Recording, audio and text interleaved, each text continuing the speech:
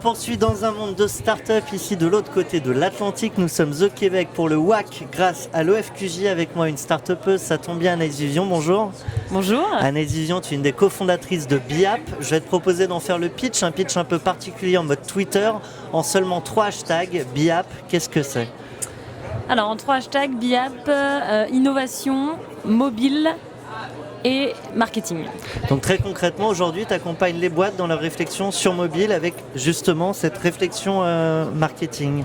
C'est ça, en fait nous on est entre une agence Marketcom et une société de services, mais avec le focus mobile, c'est notre terrain de jeu.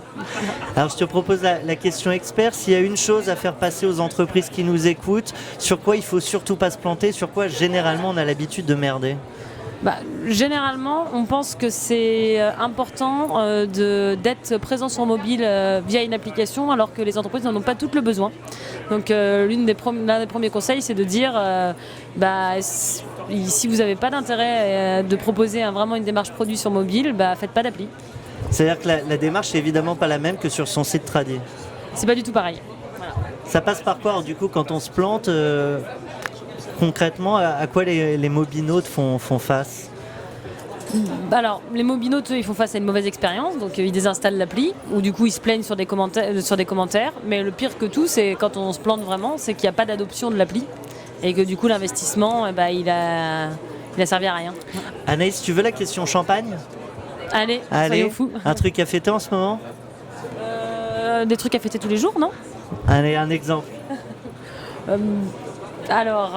L'ouverture prochaine au Québec, peut-être ? Oui, exactement. Voilà, c'est vrai qu'on a beaucoup de projets. Donc, ouverture d'une agence parisienne en septembre, et l'année prochaine, on compte bien ouvrir une agence à Québec.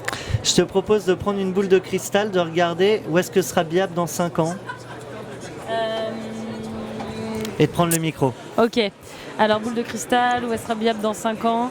Nous, on a une ambition qui est de devenir déjà le leader de l'innovation mobile en France, qui est déjà assez importante. Alors, pourquoi pas en France et au Québec ? On enchaîne avec la question Anna Wintour. Les tendances sur le marché des apps, c'est quoi aujourd'hui ? Le tendance sur le marché des applis, c'est une bonne question. Mais on essaye d'avoir des vraies bonnes questions. Alors si tu veux, le marché du mobile, c'est vraiment le marché des applis même. Ouais.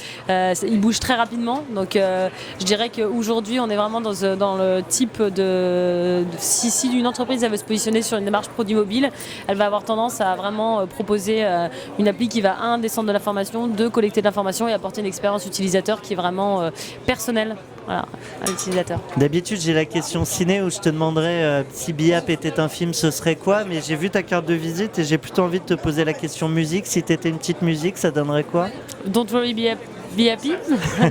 C'est notre baseline en fait, Don't worry, be happy. Voilà. Alors, on finit avec la question de Sage, notre partenaire. À ton avis, d'après toi, c'est quoi la principale qualité de l'entrepreneur aujourd'hui ? L'adaptabilité pour moi.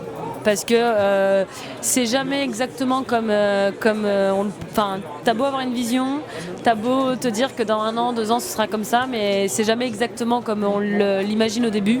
Et pour moi, l'une des principales qualités, c'est de savoir rebondir et s'adapter à son marché, à son offre. Voilà. Donc finalement, on est sur des entrepreneurs en responsive.